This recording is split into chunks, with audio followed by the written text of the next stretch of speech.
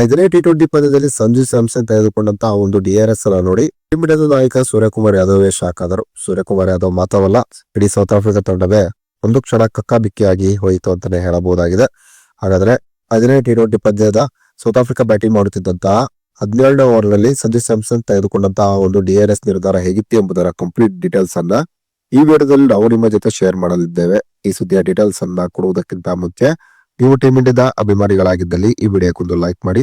ಹಾಗೆ team India ಮುಂಬರುವ T20 world cup ನಲ್ಲೂ ಕೂಡ ಮತ್ತೆ ಚಾಂಪಿಯನ್ ಆಗಿ ಹೊರಹೊಮ್ಮುತ್ತದೆ ಅಂತ ನಿಮಗೆ ಅನಿಸುತ್ತದೆಯೋ ಅಥವಾ ಇಲ್ಲವೋ ಎಂಬ ನಿಮ್ಮ ಅನಿಸಿಕೆಯನ್ನ ತಪ್ಪದೇ ಕಮೆಂಟ್ ಬಾಕ್ಸ್ ಅಲ್ಲಿ ತಿಳಿಸಿ. ಕೂಡ ಅಹಮದಾಬಾದ್ ನಲ್ಲಿ ಭಾರತ ಮತ್ತು ಸೌತ್ ಆಫ್ರಿಕಾ ತಂಡಗಳ ನಡುವೆ ನಡೆದ ಐದನೇ ಟಿ20 ಪಂದ್ಯದಲ್ಲಿ ಟೀಮ್ ಇಂಡಿಯಾದ ಪ್ಲೇಯಿಂಗ್ ಗೆಲುವಿನಲ್ಲಿ ಸಂಜು ಸ್ಯಾಮ್ಸನ್ಗೆ ಮೊದಲ ಬಾರಿಗೆ ಅವಕಾಶ ಸಿಕ್ಕಿತ್ತು. ಈ ಅವಕಾಶವನ್ನ ಸಂಜು ಸ್ಯಾಮ್ಸನ್ ಉತ್ತಮ ರೀತಿಯಲ್ಲೇ ಸದುಪಯೋಗವನ್ನ ಪಡಿಸಿಕೊಂಡರು.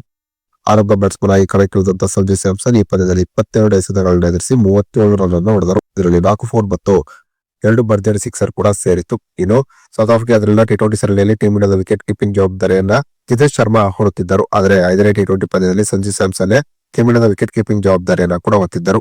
ಇನ್ನು ಸಂಜು ಸ್ಯಾಮ್ಸನ್ ಸೌತ್ ಆಫ್ರಿಕಾ ತಂಡ ಬ್ಯಾಟಿಂಗ್ ಮಾಡುತ್ತಿದ್ದಂತಹ 17ನೇ ಓವರ್ನಲ್ಲಿ ಮಾಡಿದಂತಹ ಒಂದು ನಿರ್ಧಾರ ಎಲ್ಲರ ಮೆಚ್ಚುಗೆಗೂ ಕೂಡ ಪಾತ್ರವಾಯಿತು.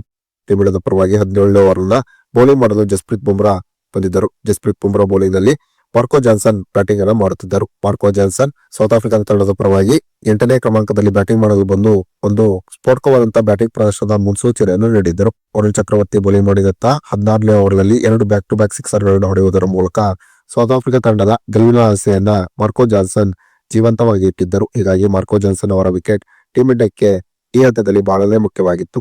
ಇನ್ನು ಜಸ್ಪ್ರೀತ್ ಬುಮ್ರಾ ಬೌಲಿಂಗ್ ಮಾಡಿದಂತಹ 17ನೇ ಓವರ್ನ ಮೊದಲ ಎಸೆತದಲ್ಲಿಯೇ ಮಾರ್ಕೋ ಜಾನ್ಸನ್ ಅವರ ಬ್ಯಾಟ್ಗೆ ಬಾಲ್ ತಗಲಿ ವಿಕೆಟ್ ಕೀಪರ್ ಸಂಜು ಸ್ಯಾಮ್ಸನ್ ಅವರ ಕೈ ಸೇರಿತು. ಆದರೆ ಬ್ಯಾಟ್ ನೆಲಕ್ಕೂ ಕೂಡ ತಾಗಿದ್ದರಿಂದ ಜಸ್ಪ್ರೀತ್ ಬುಮ್ರಾಗೆ ಬಾಲ್ ಬ್ಯಾಟ್ಗೆ ತಗಲಿದೆಯೋ ಅಥವಾ ಇಲ್ಲವೋ ಎಂಬುದು ಕನ್ಫರ್ಮ್ ಆಗಿರಲಿಲ್ಲ. ಆದ್ರೆ ಸಂಜು ಸ್ಯಾಮ್ಸನ್ ಮಾತ್ರ ಬಾಲ್ ಬ್ಯಾಟ್ಗೆ ತಗಲಿರುವುದು ಕನ್ಫರ್ಮ್ ಆಗಿದ್ದ ಕಾರಣ ಡಿಆರ್ಎಸ್ ಅನ್ನ ತೆಗೆದುಕೊಳ್ಳುವಂತೆ ಸೂರ್ಯಕುಮಾರ್ ಯಾದವ್ಗೆ ಮುನ್ಸೂಚನೆಯನ್ನ ನೀಡಿದರು. ಇನ್ನು ಸೂರ್ಯಕುಮಾರ್ ಯಾದವ್ ಕೂಡ ಸಂಜು ಸ್ಯಾಮ್ಸನ್ ಹೇಳಿದಂತೆ ಡಿಆರ್ಎಸ್ ಅನ್ನ ತೆಗೆದುಕೊಂಡರು. ಇನ್ನು ಡಿಆರ್ಎಸ್ ನಲ್ಲಿ ಬ್ಯಾಟ್ ನೆಲಕ್ಕೆ ತಗಲುವ ಮುನ್ನ ಬ್ಯಾಟ್ಗೆ ಬಾಲ್ ತಗಲಿ ವಿಕೆಟ್ ಕೀಪರ್ ಸಂಜು ಸ್ಯಾಮ್ಸನ್ ಅವರ ಕೈ ಸೇರಿತ್ತು. ಹೀಗಾಗಿ ಮಾರ್ಕೋ ಜಾನ್ಸನ್ ಅವರನ್ನ ಅಂಪೈರ್ ಔಟ್ ಅಂತ ತೀರ್ಮಾನ ನೀಡಬೇಕಾಗಿ ಬಂತು. ಹೀಗೆ ತಮ್ಮ ಚಾಣಾಕ್ಷತನದಿಂದ ಸಂಜು ಸ್ಯಾಮ್ಸನ್ ಮಾರ್ಕೋ ಜಾನ್ಸನ್ ಅವರ ಡಿಆರ್ಎಸ್ ಅನ್ನು ತೆಗೆದುಕೊಳ್ಳುವುದರ ಮೂಲಕ ಟೀಮ್ ಇಂಡಿಯಾಕ್ಕೆ ಒಂದು ದೊಡ್ಡ ಬ್ರೇಕ್ ತಂದುಕೊಳ್ಳುವುದರ ಮೂಲಕ ಟೀಮ್ ಇಂಡಿಯಾದ ಗೆಲುವಿನ ಹಾದಿಯನ್ನ ಸುಲಭ ಮಾಡಿದರು.